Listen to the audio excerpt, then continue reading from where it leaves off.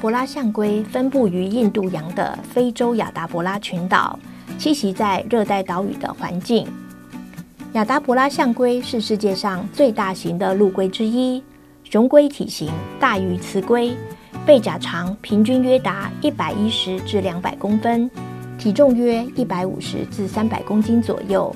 雌龟背甲较小，平均约90公分，体重约60至90公斤，体色为深灰或黑色，在华盛顿公约里列为2级保育类动物。到了喂食的时间了，有看到我们把它的食物挂得高高的，知道是为什么吗？就因为他们在原栖地的时候，他们其实也是抬头吃树上的叶子，所以那可以训练他们的前脚的力量。那他们在交配的时候才支撑得住他们撑在母的个体身上这样子的力量。亚达伯拉象龟是偏草食性动物，会取食植物的各种部位，但有时亦会主动捕捉小型无脊椎动物。在人工饲养环境下，为满足亚达伯拉象龟的均衡饮食，除了提供桑叶外，亦会提供亚达伯拉象龟各种蔬菜与水果，以满足其营养需求。由于在自然栖息环境中不一定能随时补充饮用水，因此象龟们多从食物中获得大部分身体所需的水分，并可储藏在体内。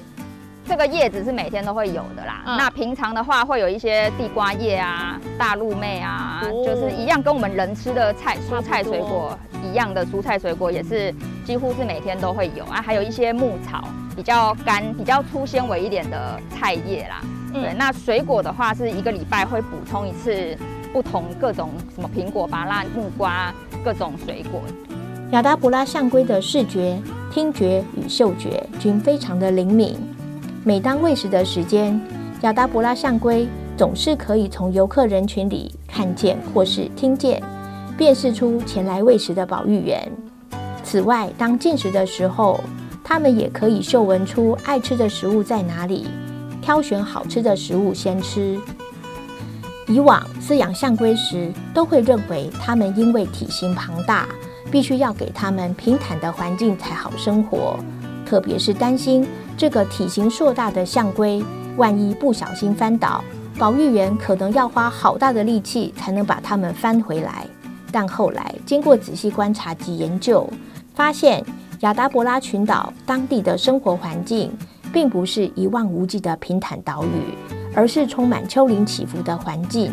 因此练就了亚达伯拉象龟拥有粗壮结实的象龟腿，让它们能四处探索环境与觅食。因为平常可能观察的时间也有限啊，那所以通常来的时候，主要还是以食欲来看。可能你看它的平常一些行为啦，就是看它活力，或是它休息的时候的一些姿态、体态，也是可以看出来它大概有没有问题这样。